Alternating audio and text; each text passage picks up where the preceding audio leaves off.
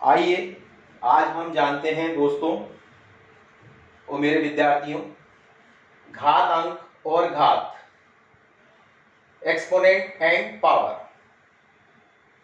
इसमें अधिकांश हमारे विद्यार्थी कंफ्यूज होते हैं, वो घातांक के अंदर सही अर्थ में उसे नहीं लिख पाते हैं।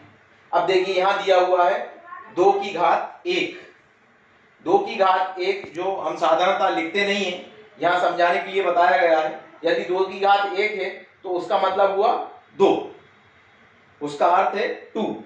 2 की पावर 1 इक्वल्स टू 2। यहाँ पर 2 की घात 2 या 2 का वर्ग भी कह सकते हैं, या power of 2 to the power 2 equals to 2 into 2। यहां पर अगर इसकी घात 2 है तो इसका मतलब हुआ 2 गुणा 2 बराबर 4। इसी प्रकार अगर 2 की घात 3 है, 2 इज टू पावर 3, इसका मतलब हुआ 2 इंटू 2 इंटू 2, 2 गुणा 2 गुणा 2।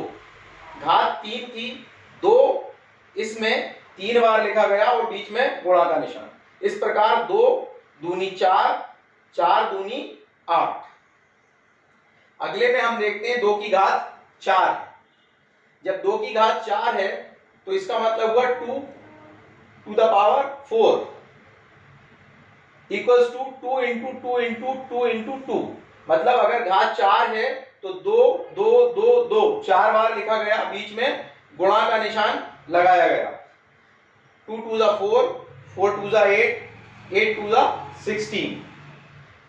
अगर ये प्रकार हम बच्चों को बता दें तो उनको इसकी समझ विकसित हो जाती है और वो आसानी से इसे कर पाते हैं।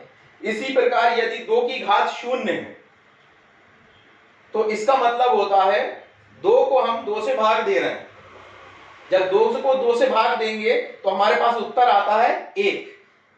तब भी 2 की घात 0 लिखी हो, 2 टू द पावर 0 हो, तो इसका मतलब होगा उसका मान 1 आएगा हमारे पास।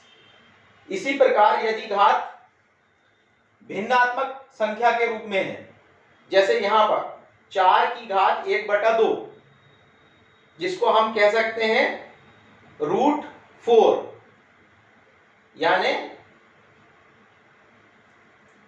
4 का वर्गमूल हमें यहां निकालना है।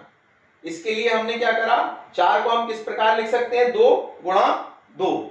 और वर्गमूल के लिए हम क्या करते हैं, 2 के सेट में से 1 को लेते हैं, 1 अंक को। यहां 2 बार है, हमने 1 बाहर ले लिया।